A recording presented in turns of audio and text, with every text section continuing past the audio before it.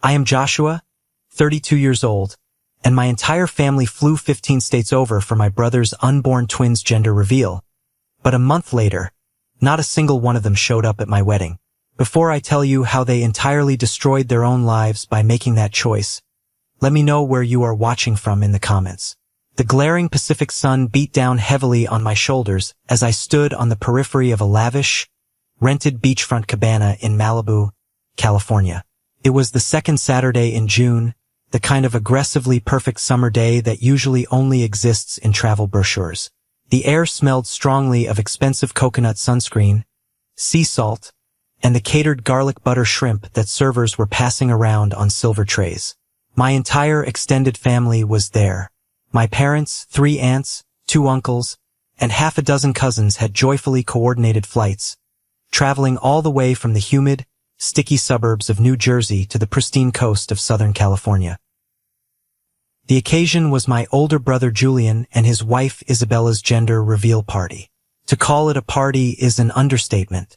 It was a spectacle of sheer, unadulterated excess.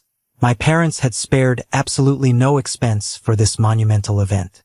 They funded first-class tickets for themselves, securing luxury oceanfront hotel suites for all the extended relatives who made the trip.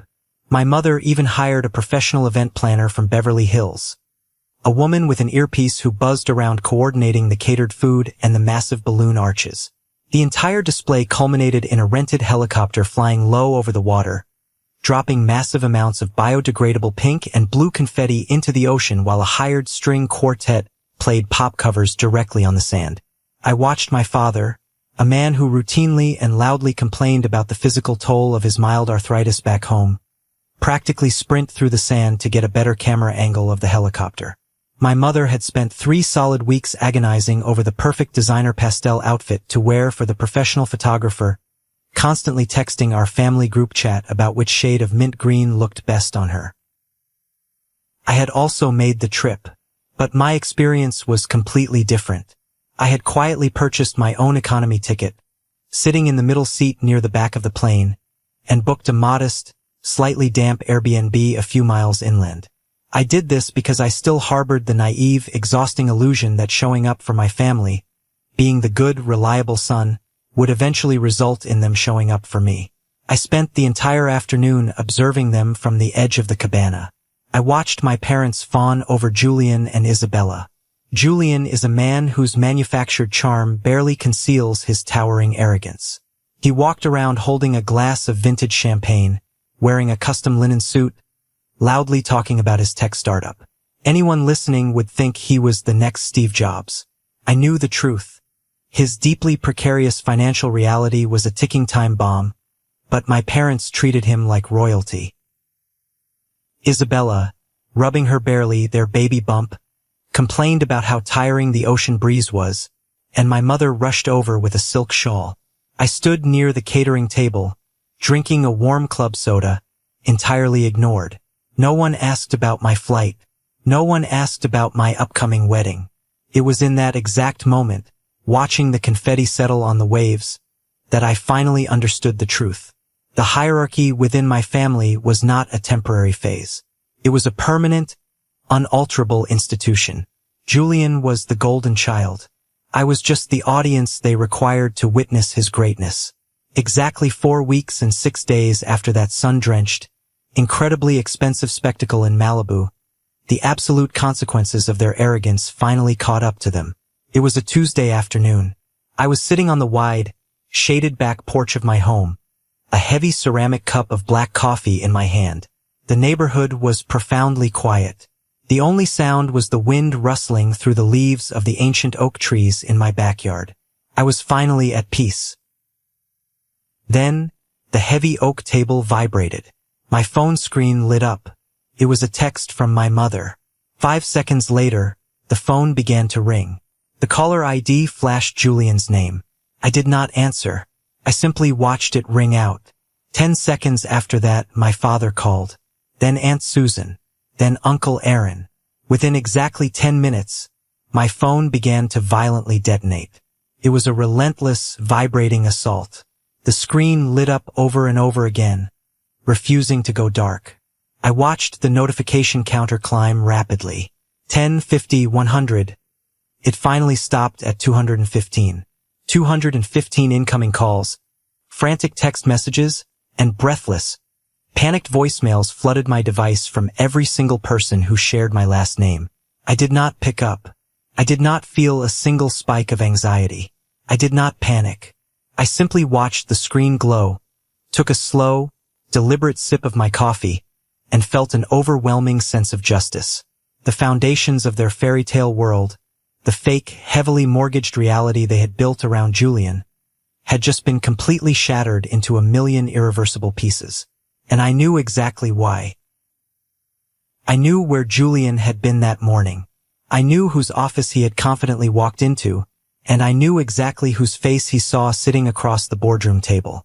To understand the sheer magnitude of the catastrophic mistake they made, and the absolute beautiful justice of what happened in that corporate boardroom 34 days after my wedding, we have to go back.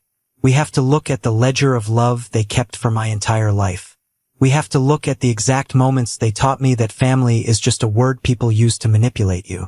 Growing up in our large, meticulously decorated house in New Jersey, the rules were never explicitly spoken aloud, but they were deeply and painfully understood. Julian was the investment. I was the safety net. Every single achievement of mine was met with a polite, distracted nod, while every minor, expected milestone of Julian's was treated like a national holiday. I learned early on to keep my head down. I got excellent grades, I stayed out of trouble, and I didn't ask for much. I thought that being low maintenance, being the son who didn't cause stress, would eventually earn their respect and love. Instead, it just made me completely invisible. The clearest, most painful memory I have of this dynamic, the moment that truly defined my financial and emotional independence, happened when I was 18 years old. I had worked part-time at a local hardware store for 3 grueling years. I swept floors, stocked heavy shelves, and saved every single penny because I knew university was going to be expensive. My parents had also set up a college fund for both Julian and me when we were babies. It wasn't a massive, life-changing amount, but it was enough to cover my tuition at a solid in-state school, so I wouldn't graduate drowning in debt. A week before my freshman year started, Julian graduated from his wildly expensive private college. He moved back home and immediately started complaining. He loudly claimed that driving his old, reliable Honda to job interviews was embarrassing for a man entering the high-stakes corporate world. He said he needed to project success to achieve it. I walked into the kitchen one Tuesday evening, still wearing my dusty work boots, and found my parents sitting at the dining table with a stack of banking documents. My father looked up at me, cleared his throat, and used his best businessman voice. "Joshua," he said, not making eye contact, "we need to discuss family finances. We've had to reallocate some family assets." I asked him what he meant. My mother chimed in, smiling that fake, practice smile. "Well, darling, your brother needs a reliable, impressive vehicle for his new career. We decided to use your college fund to put the down payment on a brand new BMW for him as a graduation gift. You're smart, Joshua. You can take out some student loans. Julian needs this to secure his future. It's about protecting the family inheritance down the line." They looked at me as if this was a perfectly logical business decision. They acted as if Julian was securing the family legacy, while I was just an unnecessary expense. My chest tightened, and my throat burned, but I didn't yell. I realized right then that crying or arguing would only make them call me selfish. I went to the bank the next morning and signed the paperwork for high-interest student loans. I picked up night shifts at a 24-hour diner to pay for my textbooks, smelling like old grease during my morning lectures. I never complained to them again. I just swallowed the bitter pill, locked away my expectations, and kept moving forward in the dark. Years later, after building a quiet but incredibly stable life for myself, I met Harper. Harper was different from anyone in my family, and vastly different from the flashy, loud women Julian usually dated. She was quiet, meticulously observant, and deeply grounded. She didn't need to be the loudest voice in the room. She dressed entirely in unbranded, high-quality earth tones, simple linen shirts, tailored trousers, no massive designer logos. She drove a 5-year-old, incredibly reliable sedan that she kept perfectly clean. When things got serious, I brought her home to introduce her to my parents and Julian at our annual Thanksgiving dinner. The judgment in the room the moment we walked through the door was thick enough to cut with a carving knife. My family took one look at her simple, understated clothes, glanced out the window at her older car parked next to Julian's leased Mercedes, and immediately dismissed her. They collectively assumed she was a mundane administrative worker who perfectly matched my supposedly mundane life. During dinner, they asked her almost no questions. When my father finally addressed her, he spoke slowly, as if she couldn't understand complex concepts. "So, Harper," he said, carving the turkey, "Joshua tells us you work in an office in the city. Must be nice to have a stable 9-to-5 desk job with a predictable salary. Not like Julian here, who is building an empire." Harper didn't flinch. She just smiled politely, her eyes sparkling with a secret amusement I would later come to understand. "It keeps me busy," she replied smoothly. They showed zero interest in her background. They patronized her with the exact same condescending politeness they reserved for waiters and valet drivers. After dinner, Aunt Susan, wearing a heavy, gaudy diamond necklace, pulled me aside into the hallway near the coats. She looked at me with a face full of fake pity, lowered her voice, and whispered, "Joshua, sweetheart, she seems nice, but aren't you settling? With your modest salary, I suppose you can't afford a high-maintenance woman like Isabella, but you really shouldn't bring down the family standard. Julian is doing so well. You should try to be more ambitious." I felt my jaw clench. A vein throbbed in my temple. I looked past Aunt Susan's heavily powdered face, toward the living room. Harper was standing near the fireplace, admiring a painting. She caught my eye in the hallway mirror. I knew, without a doubt, that she had heard every single word Aunt Susan said. But Harper didn't look angry. She didn't storm out or demand an apology. She just offered me a small, incredibly mysterious smile, raised her water glass slightly in my direction, and took a sip. I never corrected my family's assumptions about her that night. Harper never defended herself either. We both understood in that moment that their total lack of curiosity was a symptom of their own massive self-absorption. They only saw what they wanted to see, and what they desperately wanted to see was a version of me that was infinitely inferior to Julian. Letting them believe their own delusions was the best armor we had. The true, absolute test of their loyalty came when Harper and I decided to get married. We didn't want a massive, flashy circus. We planned a beautiful, intimate ceremony at a private estate in the Pocono Mountains of Pennsylvania. It was exactly a 2-hour and 15-minute drive from my parents' house in New Jersey. It was a straight shot down the interstate through familiar, easy terrain. No flights required. No hotels needed unless they wanted to stay. We sent out the elegant, understated invitations 6 months in advance. 50 wooden chairs were carefully arranged on the left side of the aisle, designated specifically for my family. Exactly 3 days before the wedding, my phone rang. I was in my living room, finalizing the catering menu. It was my mother. The moment I answered, her voice dripped with that specific, practiced tone of superficial regret that people use when they have already absolved themselves of any guilt. "Joshua, darling," she sighed heavily into the receiver, making sure I could hear how exhausted she was. "We have a bit of a situation. Your father's back is just acting up terribly. And honestly, after all that exhausting travel to California last month for Julian's gender reveal, we are just entirely drained. The drive to Pennsylvania is simply going to be too taxing for us." I froze. I gripped the phone so tightly my knuckles turned white. I stared at the wall, processing the massive, astronomical hypocrisy of her statement. "Mom," I said, my voice dangerously low, "it is a 2-hour drive. You flew across the entire country for a party announcing the gender of babies that haven't even been born yet. But a 2-hour drive to see your son get married is an insurmountable physical hardship. Please don't be difficult, Joshua," she reprimanded me. effortlessly shifting the blame with the practiced ease of a career narcissist.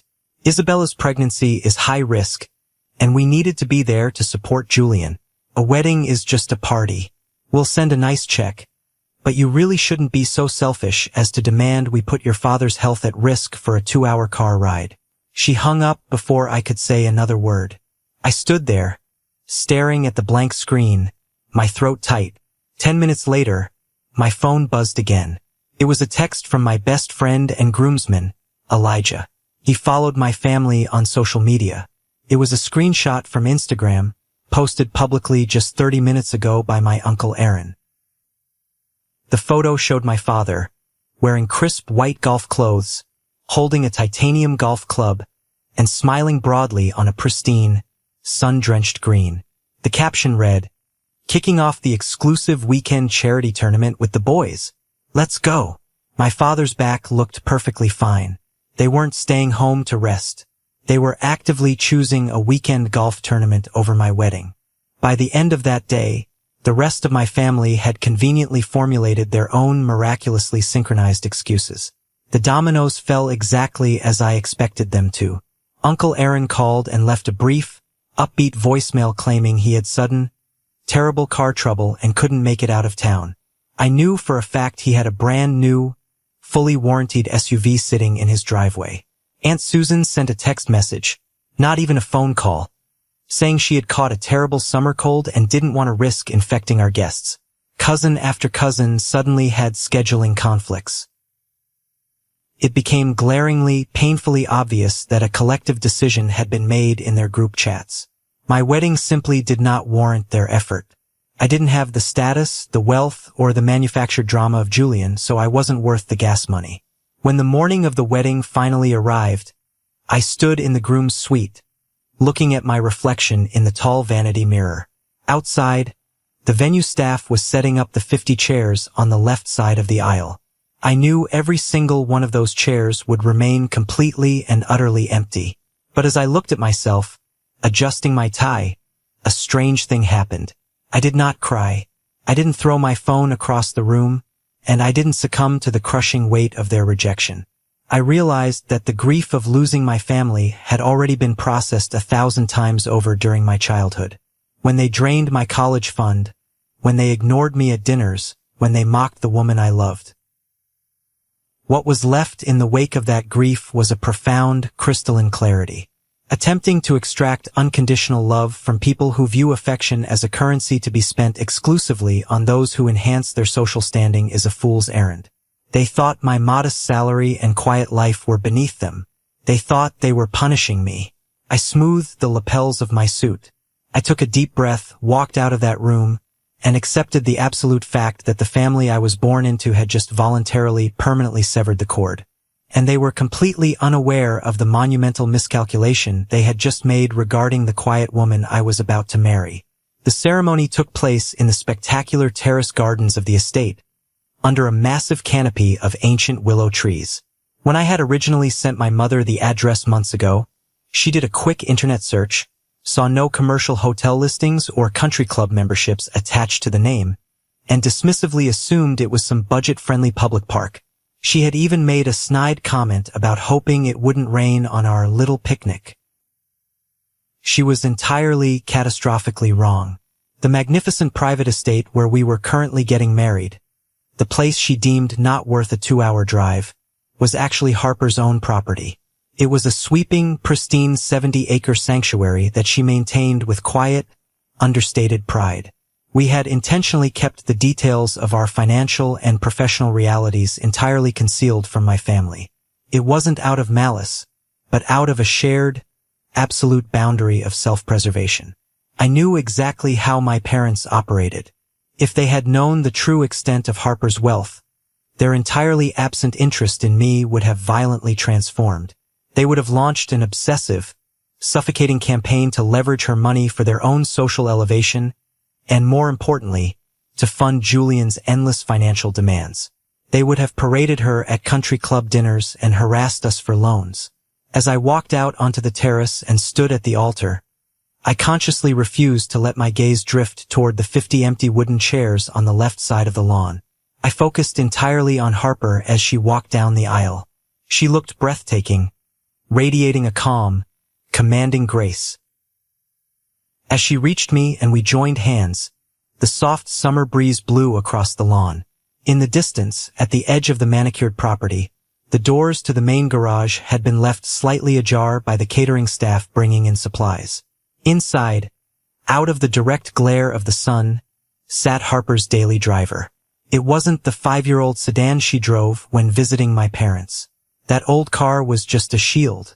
Sitting in the garage was a sleek, jet-black Porsche 911, polished to a mirror finish, a silent testament to the empire she had built. The reception that followed was a masterpiece of culinary excellence and genuine, unforced joy. Before the dinner service began, the event staff quietly removed the 50 empty chairs, erasing the physical reminder of my family's absence. The space was instead filled with brilliant, kind people who knew us deeply. There were industry mentors, loyal friends, and colleagues who valued our characters over our utility. My best friend Elijah gave a toast that made the entire room laugh and cry. Our officiant, Sarah, offered words of immense warmth.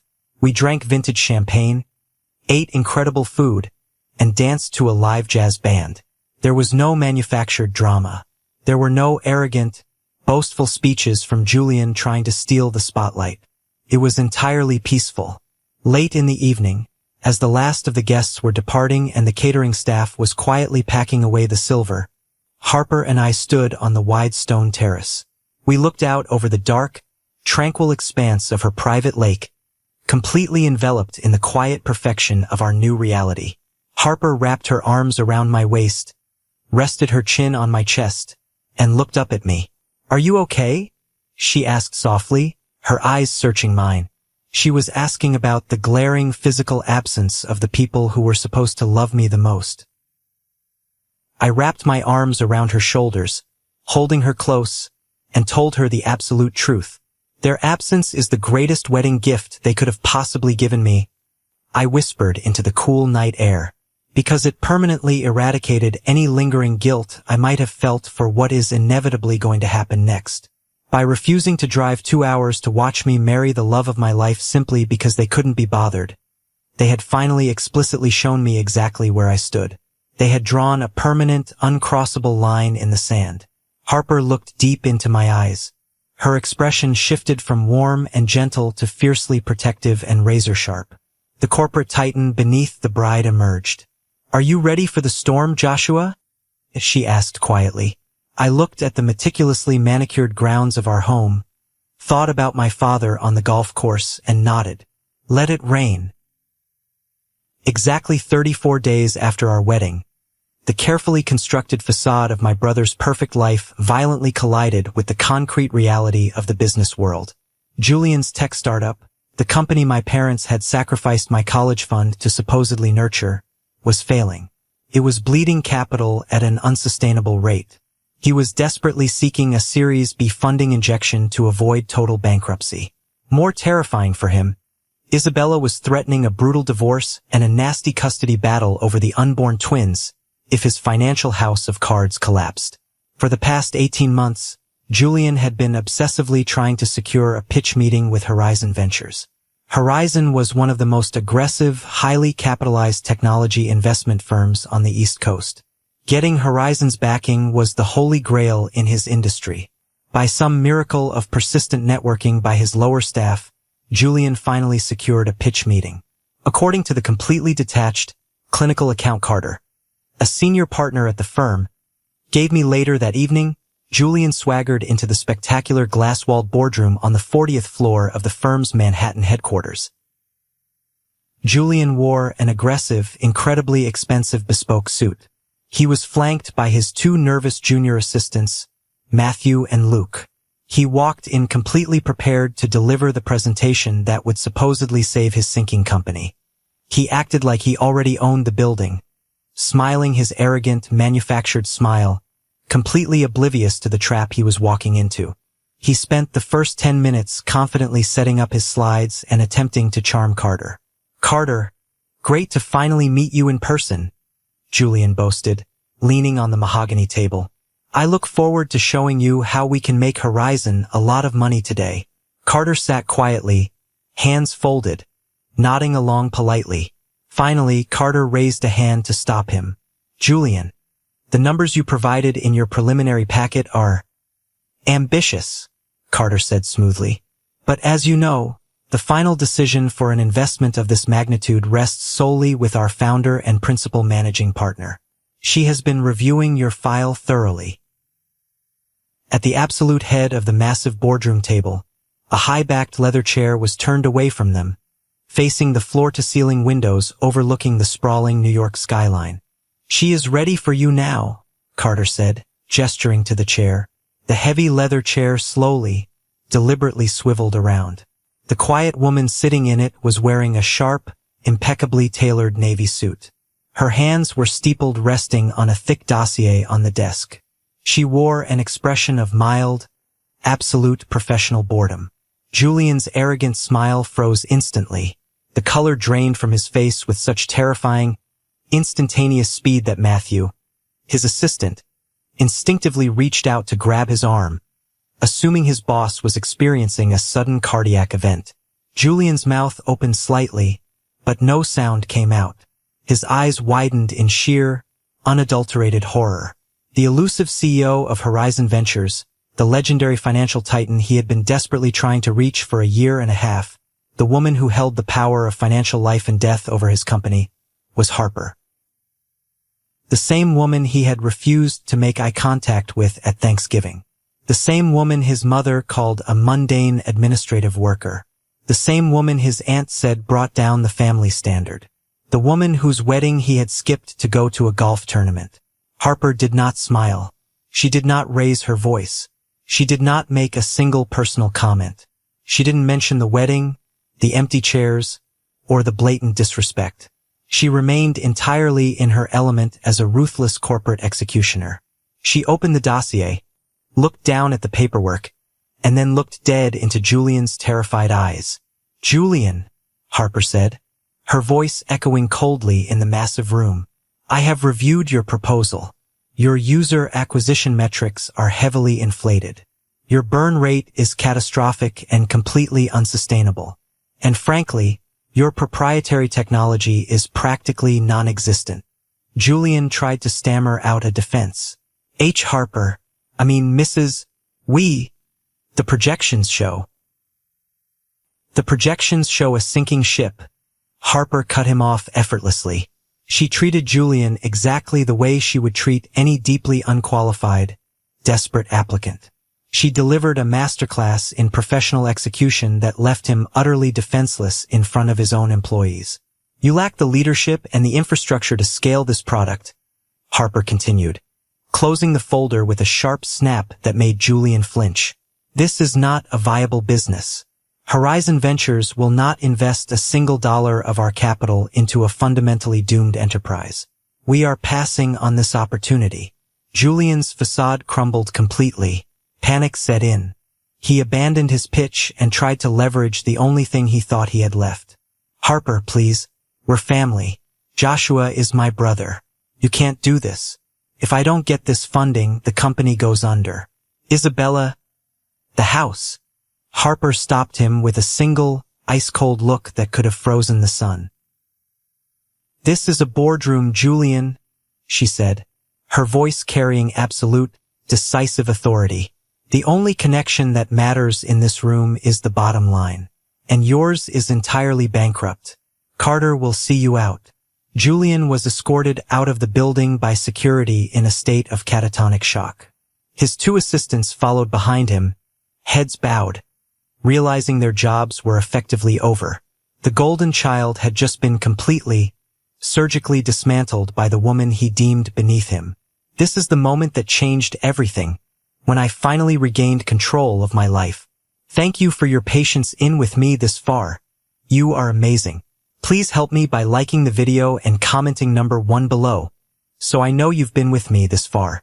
This not only helps more people discover this story, but also lets me know that my experiences mean something to someone.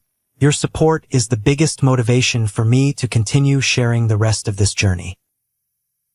Exactly 2 hours after Julian was thrown out of the Horizon Ventures lobby, the absolute silence on my end of the phone was finally broken. The barrage began. The 215 calls I mentioned earlier. I sat on my back porch, finishing my coffee, watching the afternoon sun filter through the trees. Finally, on the 14th consecutive call from my mother, I pressed the green button and lifted the phone to my ear. "Joshua!" My mother shrieked the second the line connected. Her voice, usually so composed, carefully modulated, and dripping with practiced condescension, was a shrill, hysterical mess of pure panic. She sounded entirely unhinged. "Mom," I said calmly, taking another sip of my coffee.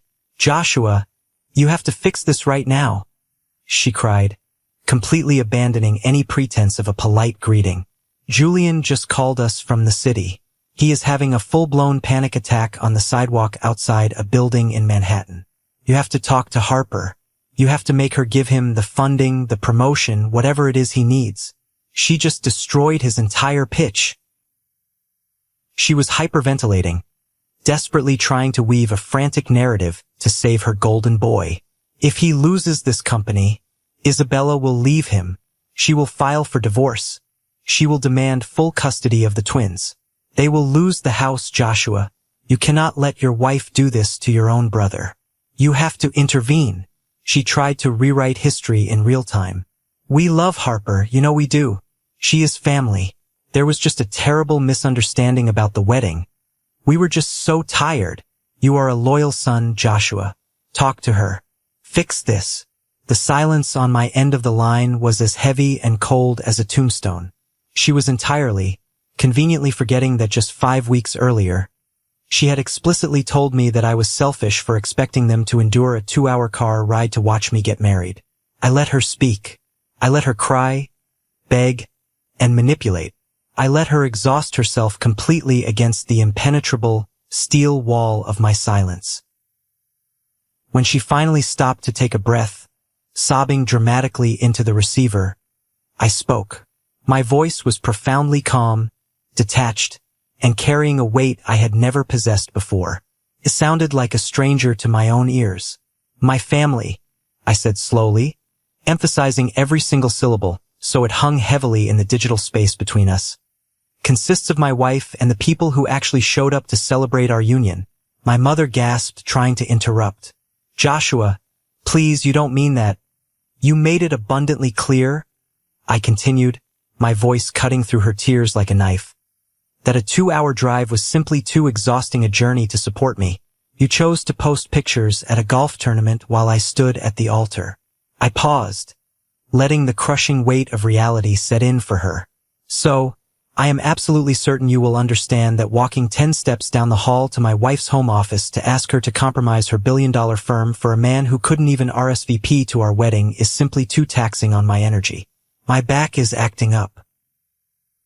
"You can't do this," she screamed, the fake sweetness vanishing, replaced by vicious panic. "If Julian goes bankrupt, we will have to hire a lawyer to save his house. We will have to empty our retirement accounts to pay his debts. You owe us, Joshua." "I owe you nothing," I replied softly. "You spent my college fund on his car. I paid my own way. And as for your travel issues, I suggest you call Uncle Aaron. I hear his new SUV runs great." I pulled the phone away from my ear. I didn't wait for her to scream again. I pressed the red button. Immediately, I went into my phone settings. I blocked her number. I blocked my father's number. I blocked Julian, Aunt Susan, and Uncle Aaron.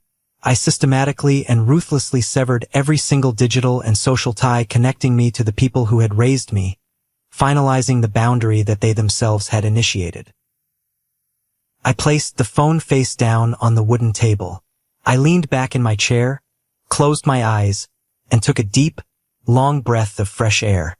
The storm they had created finally broke, leaving behind nothing but clear skies.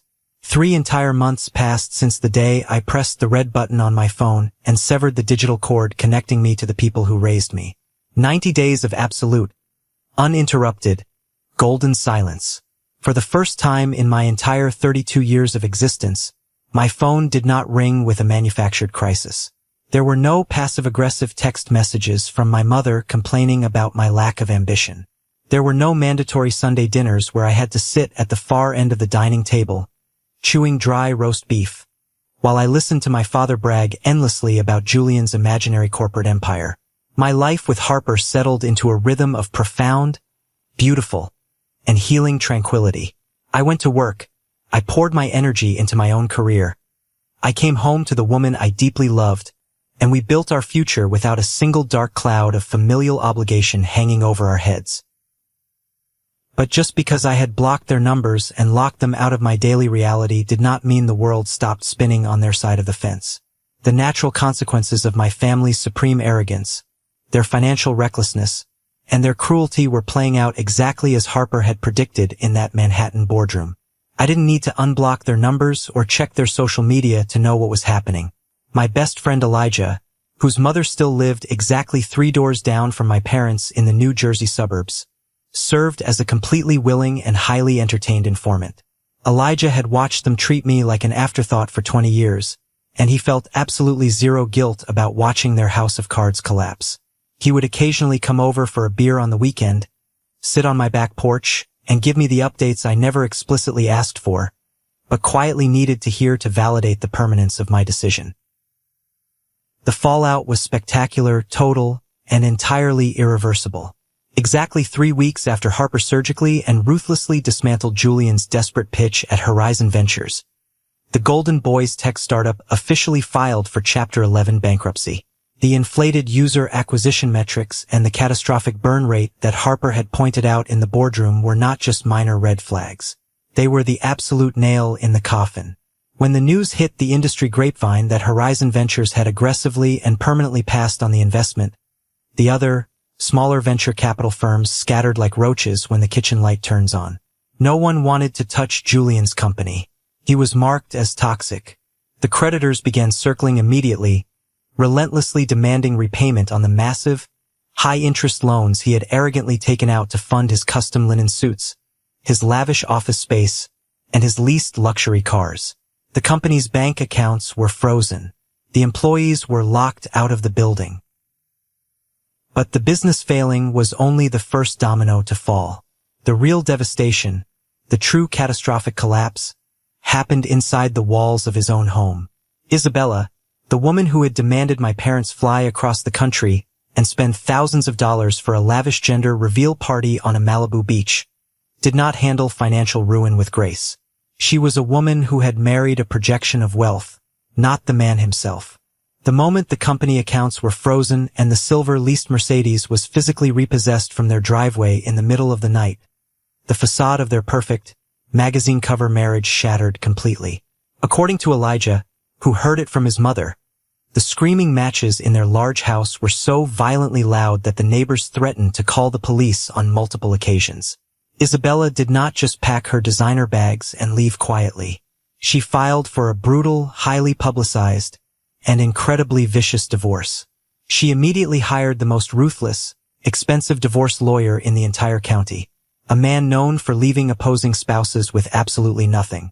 She demanded full physical and legal custody of the unborn twins, claiming Julian was financially unstable, emotionally erratic, and a complete fraud. She wanted massive child support, she wanted permanent alimony, and she wanted the house even though the mortgage was severely underwater.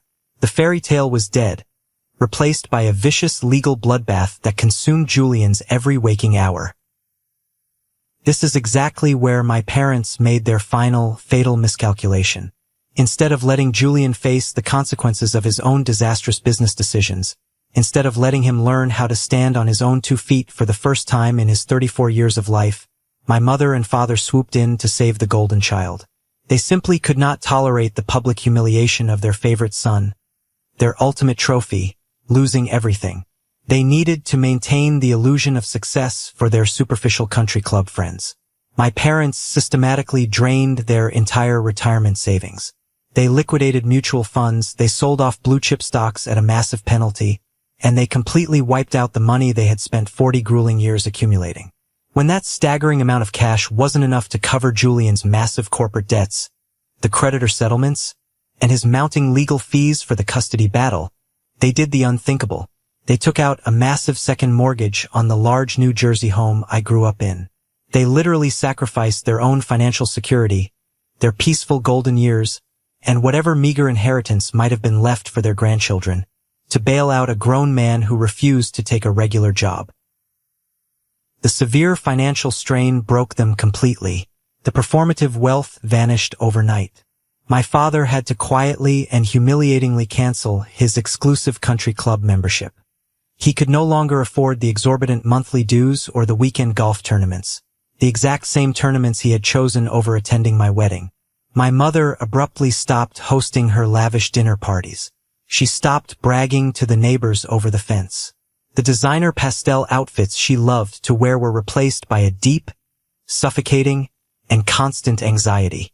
The extended family, the aunts and uncles who had so quickly and easily abandoned me to follow the money and the status, suddenly found themselves backing a completely losing horse. Uncle Aaron, the man with the brand new SUV who claimed vague car trouble to avoid my wedding, actually had the sheer audacity to ask my father for a short-term loan to put a down payment on a vacation home. When my father tearfully admitted they were completely broke, living paycheck to paycheck because of Julian's legal fees, the family turned on each other like starving wolves. Aunt Susan stopped calling my mother. The active family group chats went completely dead. The entire family structure, which was built purely on the fragile illusion of wealth and conditional status, collapsed under the crushing weight of reality. They had traded their loyal, quiet son for a golden goose that turned out to be made of heavy, worthless lead. And now, they were drowning in the dark ocean of their own making. The absolute climax of their desperation, the moment the universe delivered the final, undeniable verdict on their choices, happened exactly 4 months after the wedding. It was a bitterly cold, rainy Tuesday afternoon in late October. The vibrant green leaves on the ancient trees surrounding our 70-acre private estate had turned to deep, dying shades of orange and brown. The sky was a heavy, unbroken blanket of dark gray clouds, relentlessly pouring freezing rain onto the asphalt. Harper and I were driving back from the city. I had just received a massive promotion at my firm, stepping into a senior director role that came with a significant bump in my salary and immense creative control over my department. It was a career milestone I had achieved entirely on my own merit, through years of quiet, dedicated hard work. My mind was clear, my energy was laser-focused, and my professional life was absolutely thriving because I was no longer carrying the dead weight of my family's constant, suffocating disapproval. Harper had insisted we leave the office early to celebrate with a quiet, expensive dinner near our home. We were driving down the winding, heavily forested road that led to the private, secure entrance of our estate. Harper was behind the wheel of her jet-black Porsche 911, the wide tires gripping the wet, slick asphalt smoothly. The powerful heater was on, soft, rhythmic jazz was playing over the high-end speakers, and the world inside the leather-lined cabin of the sports car was warm, dry, and completely secure. As we approached the massive, 12-foot-high wrought iron security gates that guarded the entrance to our property, the Porsche naturally began to slow down. Normally, the advanced automated system would instantly read the secure digital tag on the windshield, and the heavy gates would swing open smoothly before we even had to touch the brakes. But today they remained firmly, stubbornly shut. Standing in the freezing, pouring rain, completely drenched from head to toe, violently banging his bare fists against the heavy, unyielding iron bars, was my older brother Julian. He was entirely unrecognizable from the arrogant, custom suit-wearing CEO who had swaggered into the Horizon Ventures boardroom just a few months prior. His expensive haircut was ruined, his hair plastered flat to his forehead by the rain.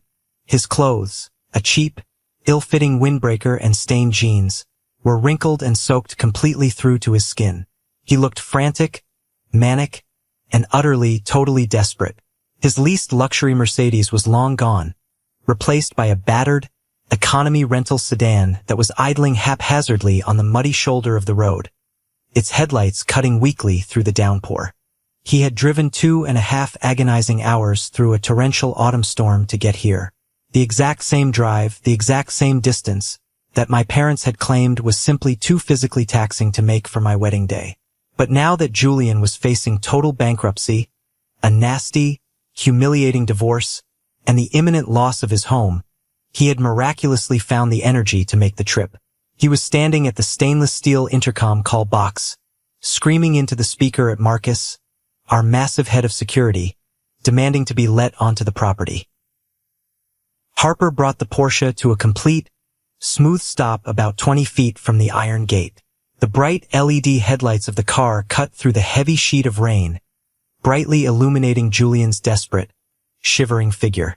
Julian turned around, squinting aggressively against the blinding lights of the sports car.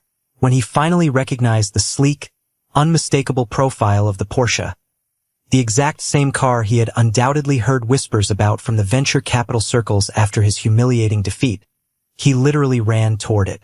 He didn't know I was sitting comfortably in the passenger seat.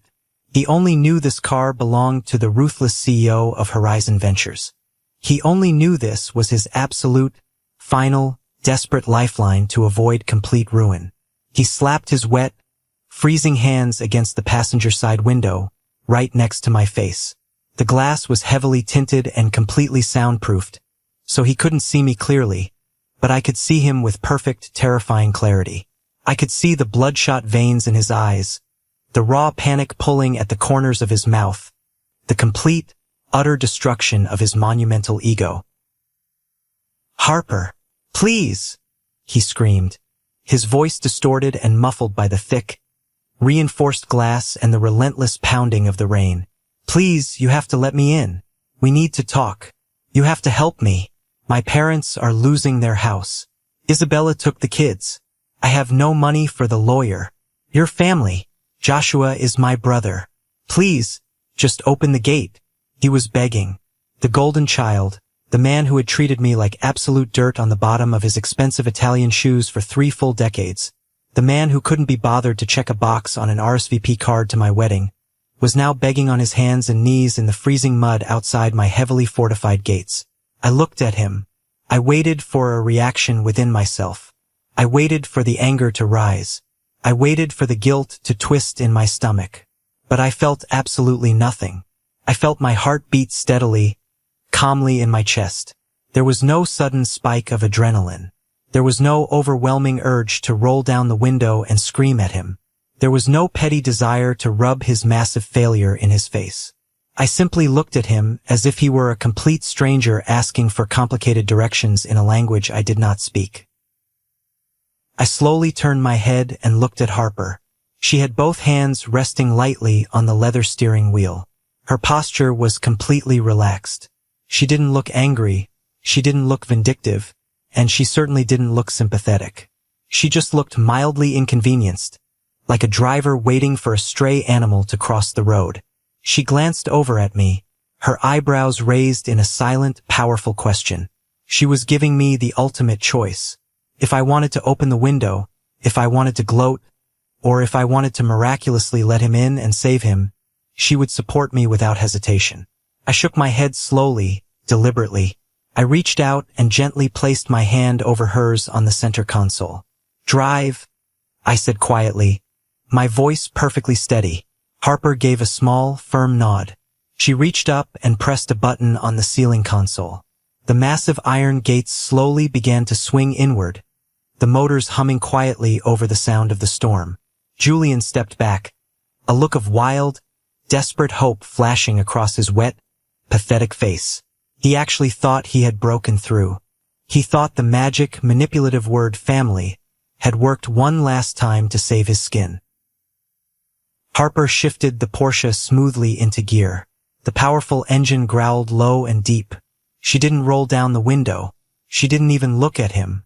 She simply accelerated, gliding the sleek black car smoothly and effortlessly through the open gates, passing mere inches from where he stood in the mud.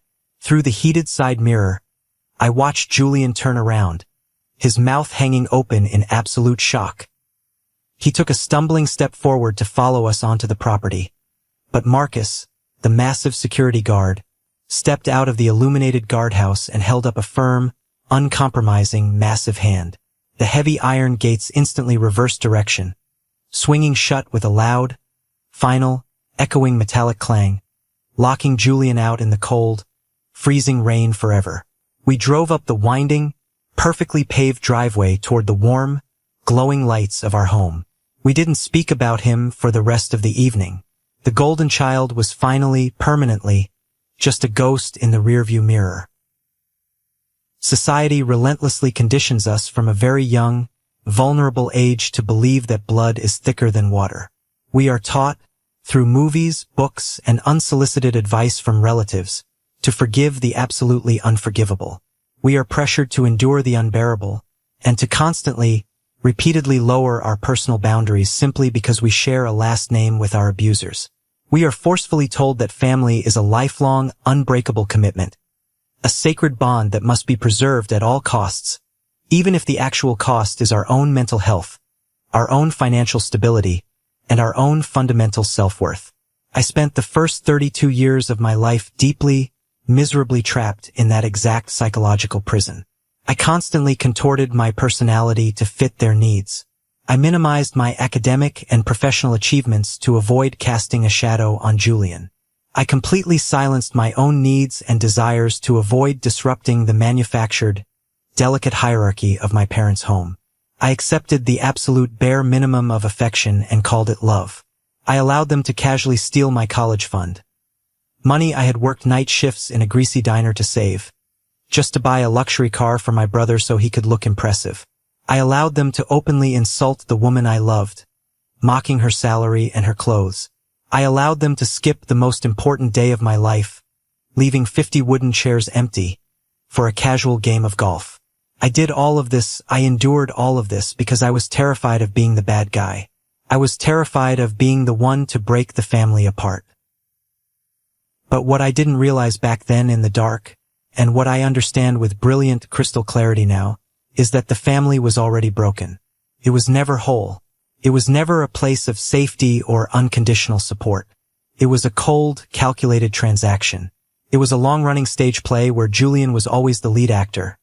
My parents were the demanding directors, and I was just a convenient prop they used whenever they needed someone to stand quietly in the background and make them look good by comparison.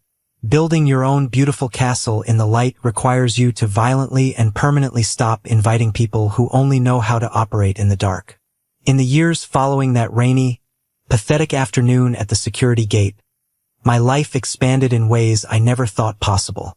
The major promotion I received was just the very beginning of my ascent. Without the constant, draining background noise of my mother's emotional manipulation, without the anxiety of my brother's manufactured financial crises weighing me down, my mind was finally free to innovate and dream. I started an independent consulting firm on the side, utilizing my years of quiet, unappreciated industry experience. Within 2 short years, it grew so wildly successful that I left my corporate job entirely. I became my own boss. I built my own wealth, completely independent of Harper's massive billion-dollar empire. We were true equals, partners in every sense of the word, operating on an unshakable foundation of mutual respect, transparency, and absolute loyalty. I never heard from my parents again. I had effectively attended the funeral of our family dynamic the day I blocked their numbers, and I had no desire to visit the grave.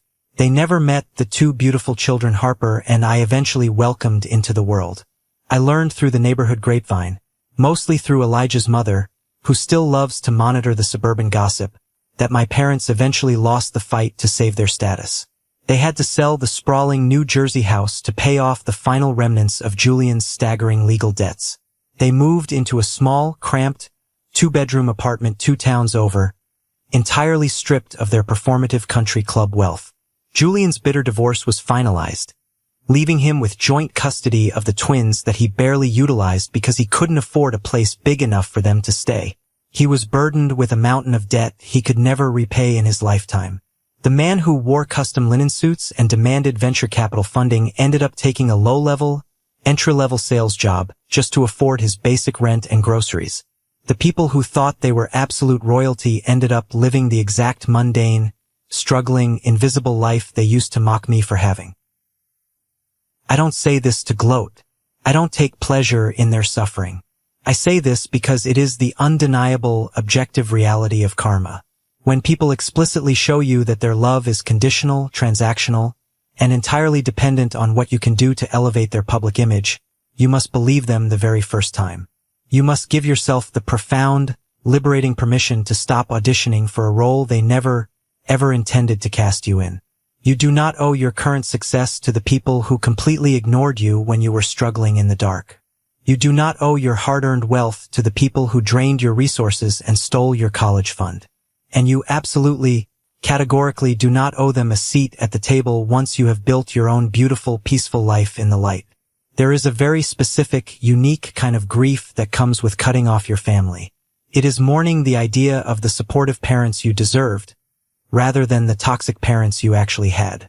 But once that specific grief passes, what remains in its wake is an impenetrable shield of self-respect. I learned that true family is not defined by biology or a shared last name. True family is defined by the people who show up for you when there is absolutely nothing in it for them. True family is Harper standing next to me at the altar, looking at 50 empty chairs without blinking, and promising to be my partner in the storm. True family is my friend Elijah taking time off work to stand by my side and tell the truth. We are not obligated to carry the heavy, toxic baggage of our ancestors simply because we share DNA. We are allowed to put the heavy bags down on the side of the road. We are allowed to walk away without looking back. And most importantly, we are allowed to lock the heavy iron gate behind us. It has been exactly 5 years since the wedding. 5 long, beautiful years since the phones detonated with their manufactured panic. 5 years since the heavy iron gates closed on the past forever. This evening, I am sitting exactly where I belong in the universe. The sun is beginning to set over the jagged peaks of the Pocono Mountains, casting a brilliant, fiery glow across the completely still surface of our private lake. The sky is painted in deep, breathtaking shades of purple, crimson, and gold, reflecting perfectly on the water. The air is incredibly crisp and clean, smelling strongly of ancient pine needles, damp earth, and fresh water. I am sitting in a deep, comfortable chair on the wide, sweeping stone terrace of our home. There is a heavy ceramic cup of hot Earl Grey tea resting on the small wrought iron table next to me, steam curling lazily into the cool evening air. The massive 70-acre estate is entirely, blissfully quiet, save for the gentle, rhythmic sound of the water lapping against the wooden dock in the distance, and the occasional rustle of the wind through the willow trees. Harper walks out onto the terrace through the large glass doors. She is wearing a simple, soft gray cashmere sweater and comfortable, faded jeans. Her hair is pulled back loosely. She doesn't look like a ruthless corporate titan right now. She doesn't look like the woman who destroyed my brother's company with a single sentence. She just looks like my wife. She walks over softly, slides into the chair right next to mine, and hands me a small plate of warm, chocolate chip cookies she just pulled from the oven. She smiles, a genuine, completely relaxed smile, leaning over to rest her head gently on my shoulder. I wrap my arm around her, pulling her close against the evening chill. We sit together in comfortable, absolute silence, watching the sun slowly dip below the tree line, plunging the valley into a soft, peaceful twilight. I search my heart, and I find that I feel absolutely no anger anymore. I feel no lingering resentment toward the people living in that cramped apartment in New Jersey. I don't wonder what my father is doing, or if my mother is still trying to manipulate her new neighbors. I don't care about Julian's miserable career trajectory or his bitter divorce. They belong to a past life, a different, darker dimension that can no longer touch me, hurt me, or demand anything from me. The final, decisive severing of that emotional chain was the greatest, most profound act of self-care I could have ever performed for myself and my future family. My greatest revenge was not the dramatic boardroom confrontation where Harper humiliated him. It wasn't the cold refusal at the security gate in the pouring rain. My greatest revenge, the ultimate victory, is this exact, quiet moment. It is absolute, unbothered, impenetrable peace. It is a peace achieved by quietly stepping out of their toxic, chaotic narrative and allowing the natural, unavoidable consequences of their own supreme arrogance to completely and utterly dismantle them, while I sit quietly on my porch, drinking hot tea, holding my wife, and watching the sunset over a life they will never, ever be a part of. I built my castle in the light, and the walls are strong enough to keep the shadows out forever. Listen, if you have made it this far into my story, if you have stayed with me through the empty chairs and the locked gates, I want to take a moment to speak directly to you. This isn't just a dramatic story about a ruined business or a skipped wedding. It is a story about the absolute, non-negotiable necessity of setting boundaries in your own life. Many of us carry the heavy, suffocating, completely unearned guilt of wanting to distance ourselves from toxic family members or abusive friends. We are told by society that we are being difficult, that we are being selfish, or that we are being unforgiving. But the ultimate lesson I learned, at the high cost of my own early happiness, is that protecting your peace is not a crime. It is a fundamental, absolute human right. You simply cannot heal in the exact same toxic environment that broke you in the first place. You cannot grow, you cannot thrive, and you cannot find your own light while being anchored to people who demand you stay small, quiet, and miserable just so they can feel big and important. Setting a boundary, even a permanent one, is not an act of aggression. It is an act of supreme self-respect and self-preservation. When you finally decide to stop pouring your precious time, your money, and your emotional energy into a bottomless pit of familial obligation that gives nothing back, you will be absolutely amazed at the beautiful, successful, and deeply peaceful life you can build with that reclaimed energy. Let go of the guilt. It does not belong to you. Walk away from the empty chairs in your life and start building your own table. What is the most important lesson you took away from my experience? Is there a difficult boundary you know you need to set in your own life right now, whether it's with a parent, a sibling, or a partner? I want to hear from you. Share your thoughts and your own stories with me in the comments below. Let's build a community of people who refuse to be treated as options. Or if my story simply resonated with you today, and you agree that protecting your peace comes before absolutely everything else, just drop the word "good" in the comments so I know you are standing with me in the light. Thank you for listening. Thank you for your time, and always remember, you hold the keys to your own gates.